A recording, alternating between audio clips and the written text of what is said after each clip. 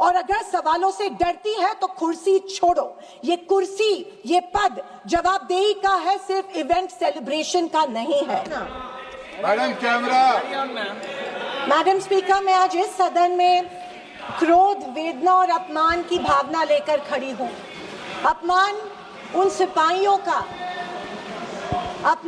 सिपाहियों का जिनको सीज फायर की ऑर्डर अपने देश के प्रधानमंत्री से नहीं बल्कि एक विदेशी से मिली। वेदना उन परिवारों की जिन्होंने पहलगाम के आतंकी हमले में अपने परिजनों को खो दिया। और क्रोध इस सरकार पर जो आज तक पहलगाम के आतंकी हमलावरों को न पकड़ पाई है और न ही उनकी कुछ सुराग ढूंढ पाई है। ऑपरेशन सिंदूर नाम सुनने में देशभक्ति का लगता है, लेकिन असल में ये सिर्फ मीडिया पर किया सरकार का एक तमाशा था। कोई नहीं बता रहा है कि इस ऑपरेशन में हासिल क्या हुआ, कितने आतंकी पकड़े गए, हमारे कितने फाइटर जेट्स गिराए गए, कौन जिम्मेदार है, कौन किसकी गलती है। इसका हिसाब देने का दायित्व इस सरकार का है, मगर देश में सवाल पूछने पर ही पाबंदी है, क्योंकि ये सरकार सवाल सुनना ही नहीं चाहती है, बल्कि ये सरकार जवाबदेही से ही भागती है। अध्यक्ष महोदय, आज की परिस्थितियों को देख मुझे रोम में बने कॉलिसियम की याद आती है। विश्व की सबसे अविस्मरणीय और पुरानी इमारतों में एक है।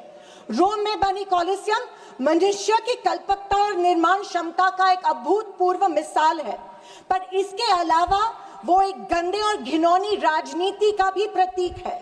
कहा जाता है कि इसका निर्माण उस समय की जनता को खेल और मनोरंजन में उलझाए रखने के लिए किया गया था, ताकि जनता का मूल मुद्दों पर से ध्यान भटक जाए।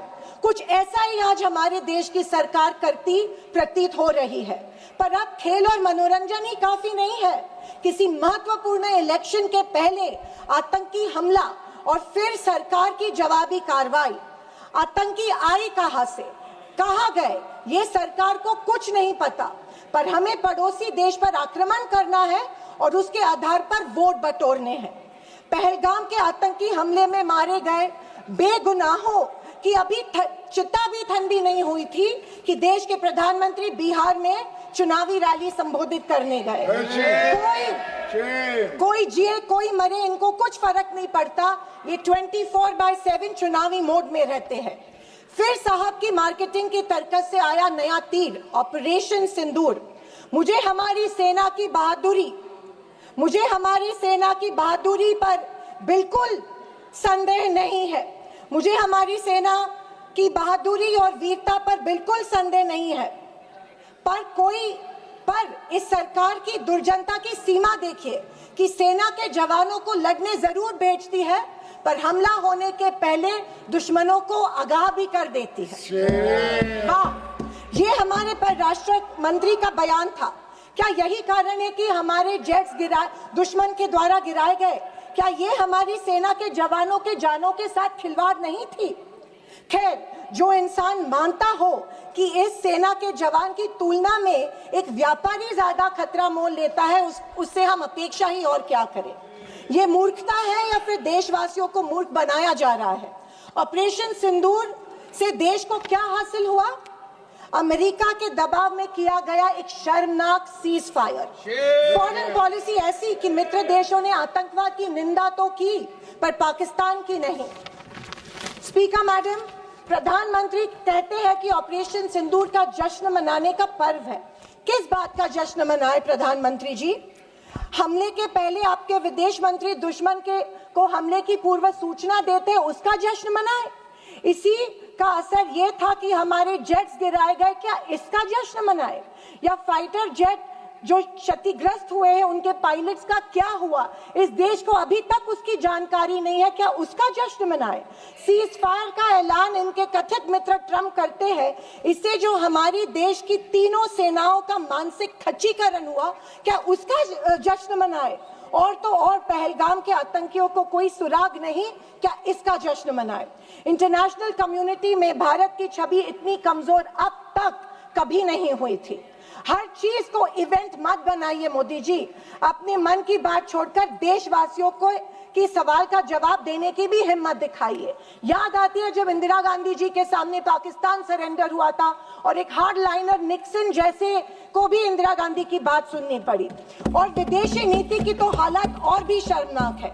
हमारे पड़ोसी नेपाल, बांग्लादेश और श्रीलंका जो कभी भारत के सबसे करीब थे, आज हमारी पीठ पीछे चीन से हाथ मिला रहे हैं। एक समय था जब भारत के पास नेबरहुड फर्स्ट की नीति थी और आज हमारे पड़ोसी हमें लास्ट प्रायोरिटी मानते हैं। स्पीकर मैडम, विदेश जाकर इंडियन डायस्पोरा के साथ तस्वीर खिंचवाना ही विदेश नीति बन गई है। अब ये सरकार प्रश्न पत्र भी खुद बनाती है और उत्तर भी खुद तय करती है। जनता से कोई संवाद नहीं, पार्लियामेंट में कोई ट्रांसपेरेंसी नहीं। ये सरकार केवल प्रचार की मशीन बनकर काम कर रही है।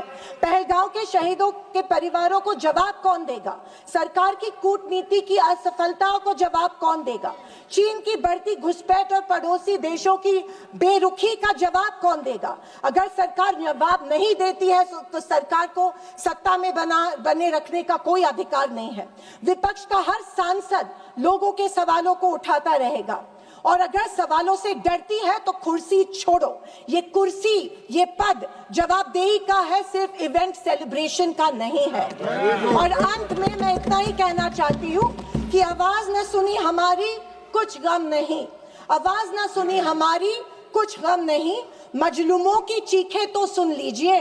मन की बातें बहुत कर ली साहब, वक्त मिले तो देशवासियों की गुहार भी सुन लीजिए। थैंक यू महोदय। जय हिंद।